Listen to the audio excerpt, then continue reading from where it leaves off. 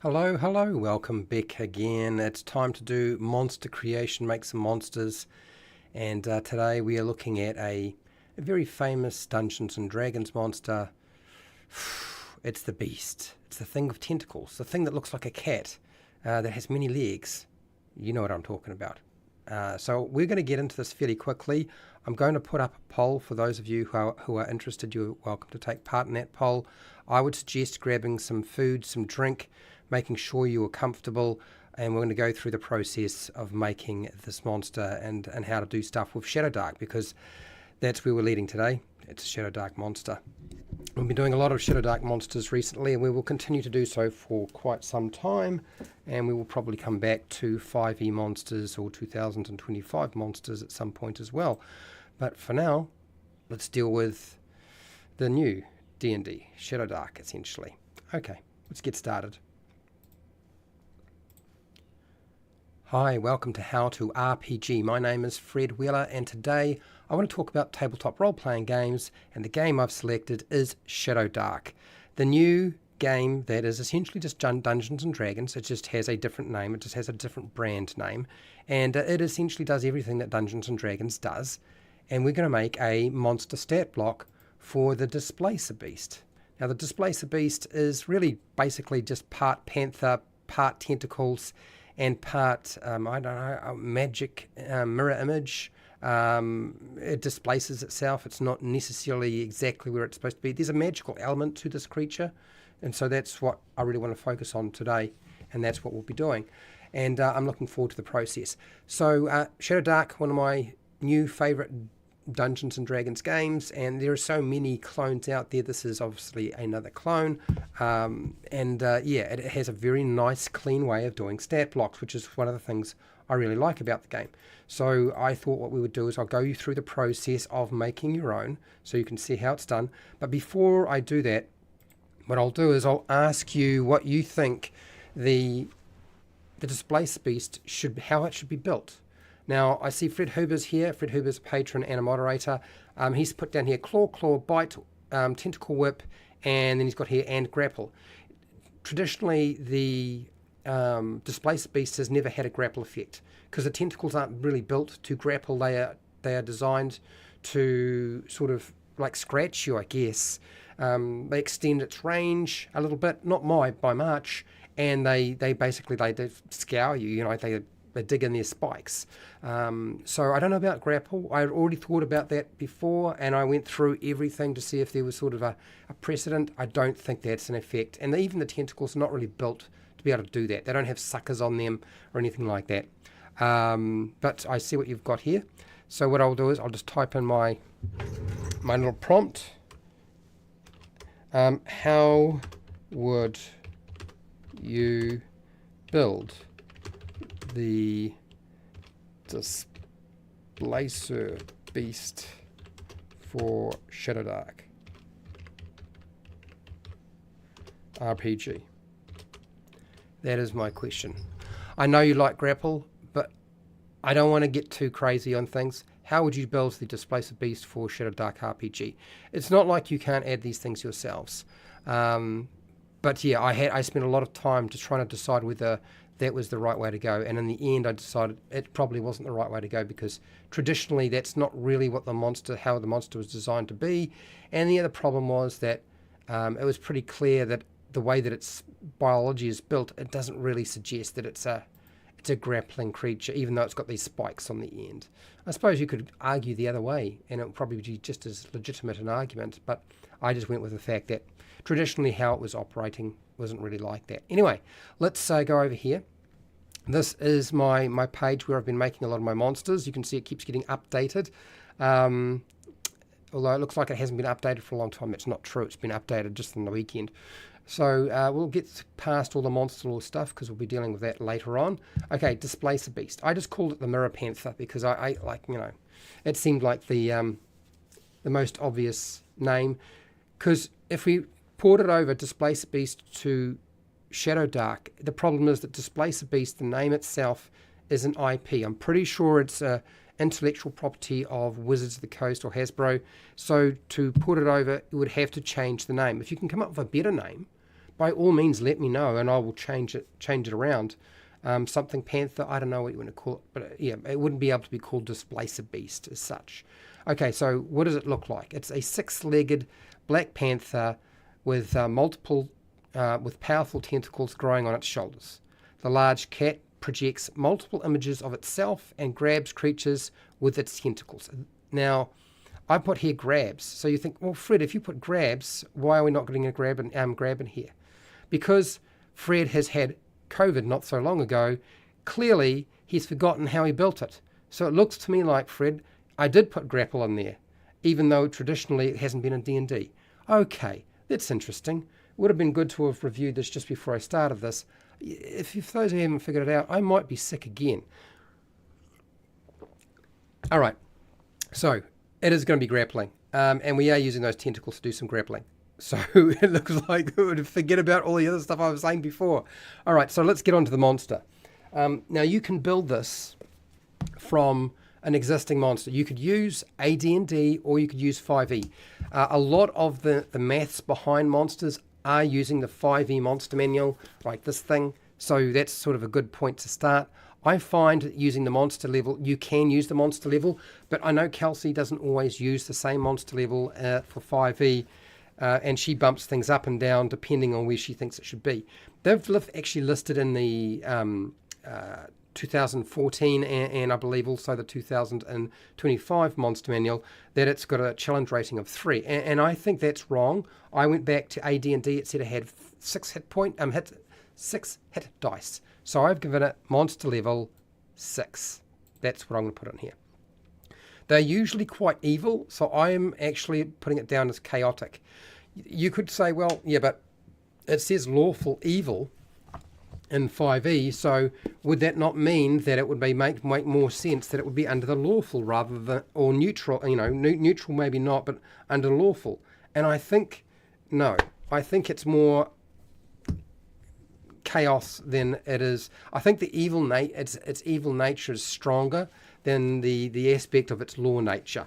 So I'm going with it's chaotic. This could be changed, so alignment is here, could be changed if you wanted to.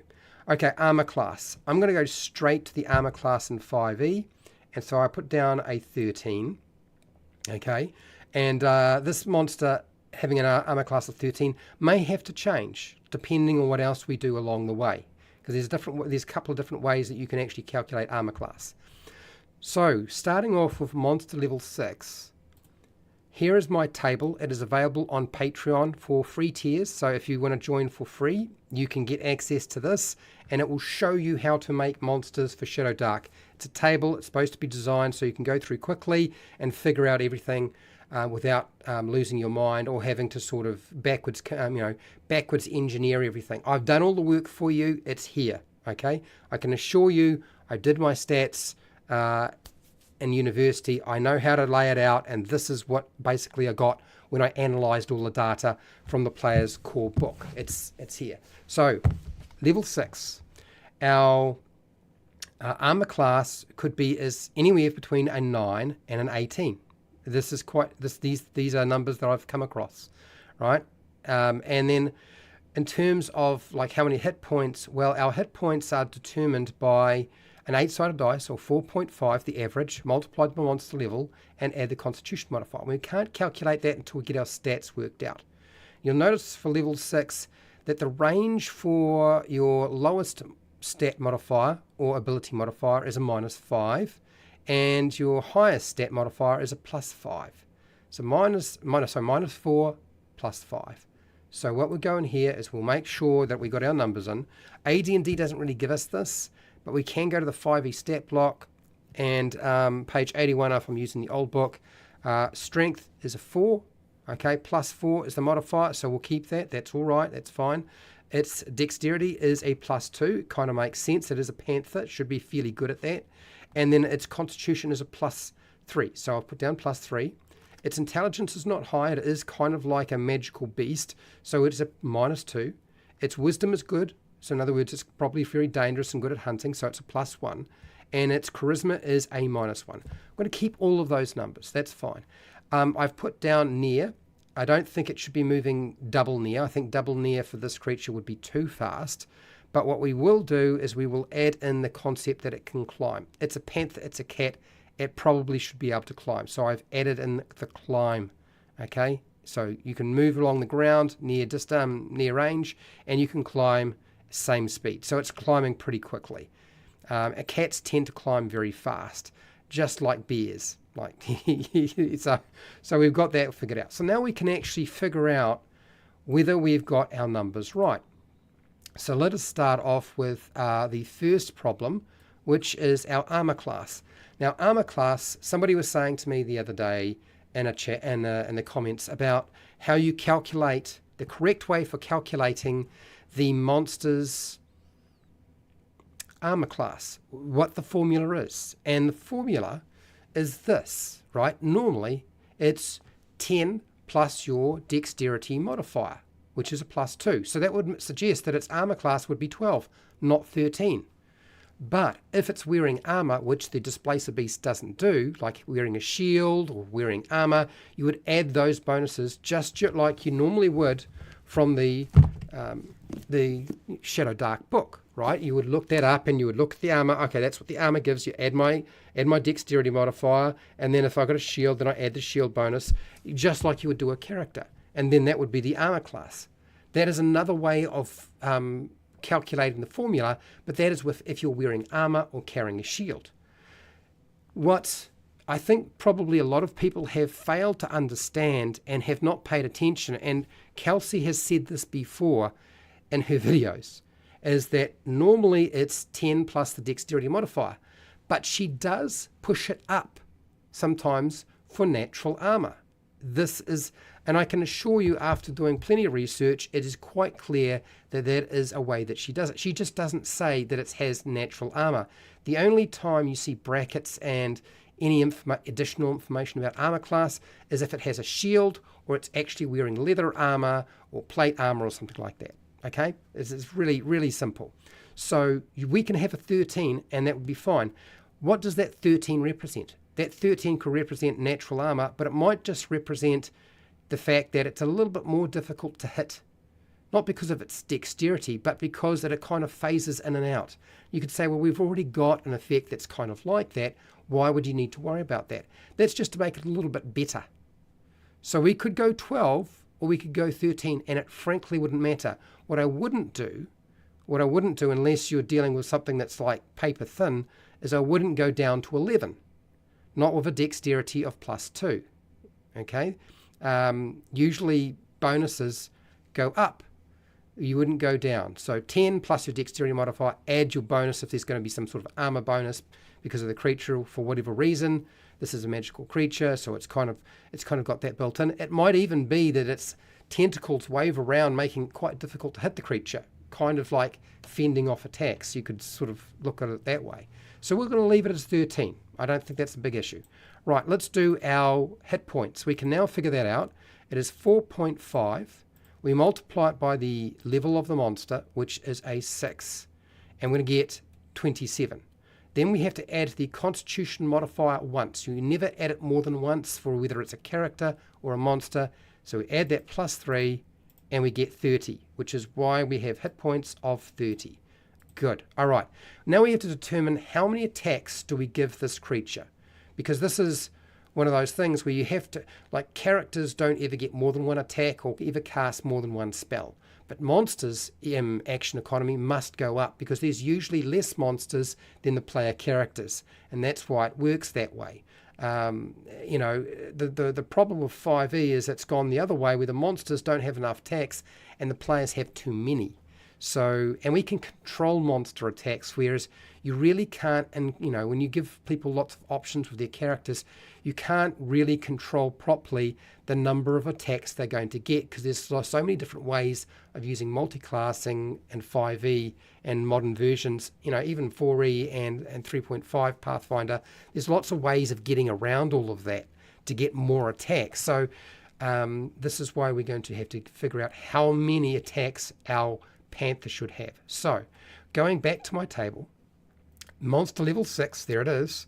So it'll tell us how many attacks, between 2 and 3 attacks.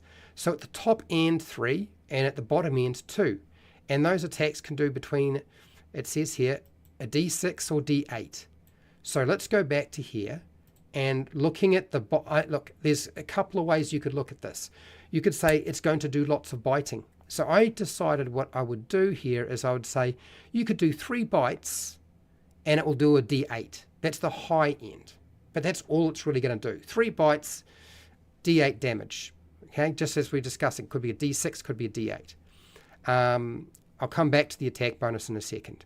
Next, that's fine. It's at the high end. It's obviously more of a sort of a soldier. Soldiers tend to be up in your face and really good at fighting. Now we have the tentacles. We have to actually determine what we're doing with the tentacles. The problem is if I make the tentacles grapple, if I give them 3 attacks, that makes them too good. The tentacles are now far more effective, particularly if I gave it a D8. So I gave it 2 tentacles, which is the bottom end of the number of attacks. So you get to choose, either do 3 bites or 2 tentacles. But you don't mix and match, okay? All right, you have to decide on one or the other. And it's really, really simple. That's the best way I could see it. Otherwise, it will unbalance the monster too much. So you make a choice between one or the other. So it's going to do D6 damage. So it's not as much damage. If you do the tentacles, you're going to do a lot less damage, all right? But you get the opportunity to grapple, and grapple is good, right? If you can grapple something, then there's potentially some problems for them. So here's where we go with this. I've gone with that. That's how I would build it. It's going to work within the parameters of the table that I just showed you, and it should work fine. Then we have to make up our grapple feature, and we need to deal with the fact that it actually makes multiple images of itself, right? But let's deal with the attack bonus. Attack bonuses in Shadowdark they have a huge wide spread. You'll see I found out that a monster that is monster level 6 could have an attack bonus of 0 or an attack bonus of 7. But and Kelsey said this, is she would never really go more than 1 or 2 points above the monster level for its attack bonus. I think that that's way too much of a spread. So even though I've kept the spread, I would recommend to you that you stick with the monster having an attack bonus that is a 6 plus 6 or a plus 5 or a plus 7, and not to divert too far from that number. Okay, it is probably too wide a spread, frankly. And I haven't tied this into the table because that's not right now how monsters are built for Shadowdark. But I would recommend that you do that. I think that's going to work much better based on my experience playing around with them for the last, I don't know, couple of, 8 months now, I think it is. Anyway, and at least 6 months of running games, but I've been playing games before that. That would be my recommendation. Go with that as your go-to. So let's have a look at what we wind up with as a number. So it's a bite or it's tentacles. And I feel like both of them are finessable, just like a dagger. They're attached to the creature. They should be finesse creatures, finesse weapons, right? So we could use strength or dexterity, which is higher. Strength is +4. Okay, so let's add 2 to that, and we're in the right spot. We could make it a +4 if we wanted to, but there's nothing stopping us from pushing it up a little bit more. What I would not do is if you have a strength of 4 and a dexterity of 2, you take the higher one because it should be really finessable. What I would not do is make the attack bonus a +3. I would not go down, but I would go either the same as the +4 or go up, which is why I've selected a 6. One, because it's the same level as the monster, and I think you'll find that works probably better. I've done that with the bite, done it with the tentacles. You should be ready to go. So that is how I have built the attacks for this creature. Okay, special abilities. So I had to have a look at something that did grappling. Something that would grab you and do something. So in the end, what I did is I wrote up just grapple. I put down a DC 15 strength check or be held with tentacle. So that's basically what we're doing. And because it's got, a couple of tentacles, it could potentially grab more than one target with those tentacles. And once it's grabbed something with its tentacles, it's really going to have to be just using its bite to do some damage. but at least it can hold you. So what does being grappled actually benefit? The problem with Shadowdark is when there is a benefit to the player character or the monster, you would use advantage. If there is a penalty of some kind to the characters or the monster, it would be disadvantage. So what does that mean? It basically means if you grapple a creature, they're probably going to have disadvantage when they make attacks, right? If you get grappled by this thing, they're probably going to have disadvantage. They're not going to be able to do that very well. And potentially what it also means is the creature might have advantage on its attacks. So we don't actually have to spell in a specific mechanic for this. I was looking at various creatures and monsters that sort of had a tentacle attack of some kind. The Roper is a good example of this. So, when I was looking at sort of where I would aim for this, I looked at grab, and Roper had what is called grab, not grapple, but I just called it grapple, okay? And it says basically a DC 15 strength or target trapped in tentacle. That's really all we needed. And then it's got here, tendril auto hit target next round. And I didn't want to do that. We could add that if we wanted to. She's also put in here DC 15 strength on turn to break free. Now we could add that in if we wanted to. So you guys weigh in if you feel we need to do that. I'm not completely convinced it's necessary. It certainly does spell out a lot. An auto hit the next round is pretty good. It might be just a bit much to contend with for some players. It would certainly make it just as dangerous as a Roper. A Roper is actually a level 6 monster as well. So we could use those mechanics very much as they are and it would be fine. Next, we have to go to the other aspect of this monster, which is it's got it projects an image. And I just put multiply. So what I've put down here is disadvantage on attacks against the Mirror Panther. So that you're going to have, no matter what, you're going to have disadvantage on it. So the reality is that maybe we use that Roper's feature, and that gives us instead of we weren't playing around with attack and advantage and disadvantage, instead we're going with straightforward. The next attack when you grapple them is going to be an auto hit, which is rough. It's rough, trust me. I've done it before. I've put Ropers against characters before that are lower than them. I think they were level 3 or 4, and they did all right. They coped. If there'd been more than one, it might have been a bit more difficult, but they can certainly deal with that. And also, Displacer Beast has this multiply, so that actually makes it even more dangerous. And Ropers, the way that they're designed, they're really an ambush creature, and you could say Displacer Beast is an ambush creature, but Ropers are slow, whereas the Displacer Beast moves near. It's a lot quicker, it moves around a lot more. So that is how I've built it. Let's go and have a look. We probably will wind up changing that around a little bit, but let's go have a look at chat. I'm kind of curious what people have to say. You like grapple? Well, as it turns out, Phase Panther. Very nice. Exactly what we need to do. More attacks equals lower attack bonus. So it hits less often. Might explain the spread to a certain degree, but whether you're using a tentacle or you're doing your bite, I think that the attack bonus can be the same. It's just you just don't want to do too many attacks. If you're doing more damage, then fewer attacks. If you're doing more damage, so if you're doing more damage, you do fewer attacks. If you're doing less damage, you do fewer attacks. Did I get it right? Fewer attacks, less more damage. Fewer attacks? No. That's not going to work because we've got grapple, so that isn't going to work. That isn't going to quite work. I think that little formula and explanation isn't going to work. So now that I've seen that, and I did a lot of the building for this in advance, we are probably going to adopt the Roper's approach to help differentiate this disadvantage, because you're going to have disadvantage on the Panther anyway. And we could give them advantage rather than it be an auto hit, and that would actually maybe be a better mechanic to use, and I could rewrite that fairly easily, just to make it clear how to run it. So maybe we will do that. How's that sound? Let's do something like that. So Phase Panther, which I love as a name. Phase Panther, and then we're going to put here Phase Panther. Phase Panther. And then over here, let's fix the end of this. We've got our first part that I've basically just borrowed from the roper, and it's worded very, very much the same. And so here we go. So DC 15, strength check, or target, let's just go here, target, held with tentacle.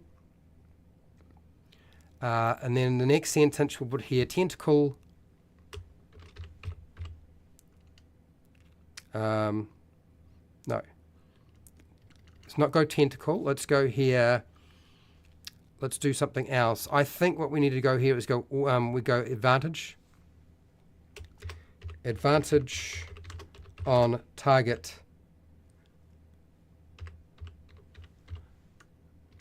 Advantage on grappled target. Now, it says here next round, and I think we just forget about next round. Because you might wind up, well, no, it's not going to, I think it's going to have to be next round. I think that's probably going to be the better way to go.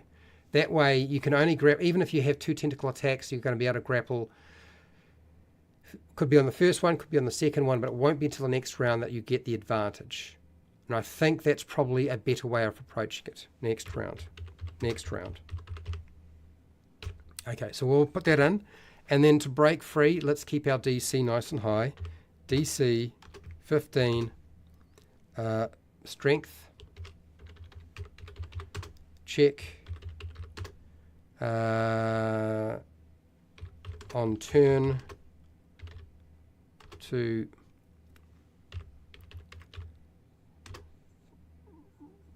break free. There we go. All right, so we're not quite the same as the roper, and I think that will be fine. Now, I'm just looking at this to just make sure that I've got this right, and because the roper has 4 tentacles with a really long range, but she's stipulated that it's not until the next round that you get the advantage. Advantage on grappled target next round. Do we want to do that, or do we want to apply the advantage as soon as you manage to grapple? Advantage on grappled target. Let's just do that. Let's forget about next round. That might make it just a little bit more dangerous, but that's fine. So we've got our disadvantage to attack it. You've got advantage once you manage to grapple it if you do succeed, which of course you would try to do if you can. And that gives you advantage, not an auto hit, but that means if you do your first tentacle attack, you grapple them, you do a bit of damage, you do your second tentacle attack, you would have advantage on that tentacle attack. And then the following turn, you want to bring in your bite once you've got them grappled and you're getting the advantage. Then you'll be able to do more damage. And I think that's actually going to work quite fine. I think that'll work. Let's leave it there.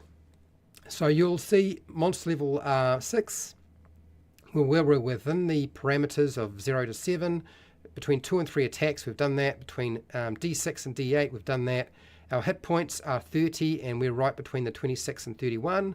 And our armor class is right in the pickle barrel. Our difficulty class, I've gone with a 15 rather than a really low number because I want it to work more often than not. And then the rest of it is unimportant, treasure levels and so forth. You'll figure out if you need to. Targets. There we go. So we have now our Phase Panther or Displacer Beast, and it's built, it's ready to go. I'll put this up onto Patreon, and as I said, if you want access to the table that I use for doing this sort of stuff, you can get it off Patreon for free, whereas the Panther I will put in the paid tier because I've got to keep the channel functioning. Money has to come in to keep it running. It's just one of those things. So yeah, and we've done it. And yeah, it took me about 30 minutes, much longer than I've done. Way too much explaining. I do apologize. I should have been a lot quicker. Matthew, AD&D 1 has their displacement as a 2-point modifier out of 20 chance, a 10% modifier to opponents' attack rolls. Yeah, I could follow that, but I don't think that's really not how Shadowdark works. Shadowdark tries to strip everything down and make it simple. You would not use percentile dice with a Shadowdark monster, or even in the game. Like, percentile dice don't really come in. Like, you use them for tables when you're making stuff as a dungeon master, not for monster creation or how they operate. It would not fit. You could say, well, okay, you could roll a 20-sided dice, and if you roll a 1 or a 2, then that would make sense. But again, I don't think that's where we need to be. I think it's fine for it to just be disadvantage. Advantage and disadvantage is there in the game for a reason. It is to simplify everything and to strip away a lot of complicated mathematics. Yeah? I see that nobody's been making Shadowdark monsters, but I'm glad that somebody's watching. That's good news. I'll end that poll. I'm hoping that you'll give it a go. It's not as hard as it seems. If I seem a little bit whack today, it's probably because I think I'm getting sick again, and that's not helpful. I was just thinking a 2-point modifier is okay for a 2D 220 a D20 system. Yeah, I mean, I suppose you could say that, and I look.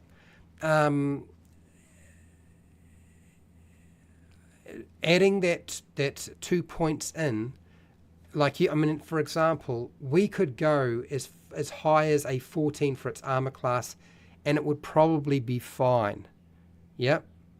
But one of the things you'll notice is characters' spell casting ability doesn't need to really improve versus the monster, because they're only ever casting against their tier of spell. You know, and that is easily controlled. So as they start off when they're at low level, they are weak, and as they get to higher level and that boosts up and gets more, and it tends to, they wind up getting better and better at casting spells until they're not failing that often. Then there is the fact that the fighter, right, quite often will get better and better modifiers for attacking and damage. So yeah, that's another thing to take into consideration. So I think we can probably just play with this. As I said, I think a 12 to a 13, maybe a 14 if you wanted to, would be fine for armor class. The rest of it doesn't really matter. We're not going to be adding plus 1 to attack rolls for the Panther. I just don't see any point in fluffing around with that sort of minutia, which I just gone with the disadvantage. Okay, all right. I'm losing my voice, so clearly I think I'm getting sick. Anyway, I'm going to get out of here. Thank you for watching and listening. Thanks for taking part in the first in the chat. I really do appreciate it. If you took part in the poll, I thank you for doing so. Any of my patrons who support me on Patreon and the paid tier, thank you so much. And please keep doing so, because it really is, my channel seems to be slipping away more and more and more. I might have to make some changes. I don't know what sort of changes to make, but I want to keep making stuff rather than just talking about nonsense, which is what the YouTube engine seems to like, and the audience seems to gravitate towards. I just don't want to do that. I would prefer to make stuff that you can use. Anyway, look, thanks Matthew and Fred Huber for putting in your feedback and your ideas. Obviously, I seem to have taken down some of them because there is grapple in there. And hey till, is it hey till next time? No, wherever you are in the world, whether it be the morning, the afternoon or night, please look after yourself, your family and your friends, be nice to your neighbours, and hey till next time, keep rolling those 20s.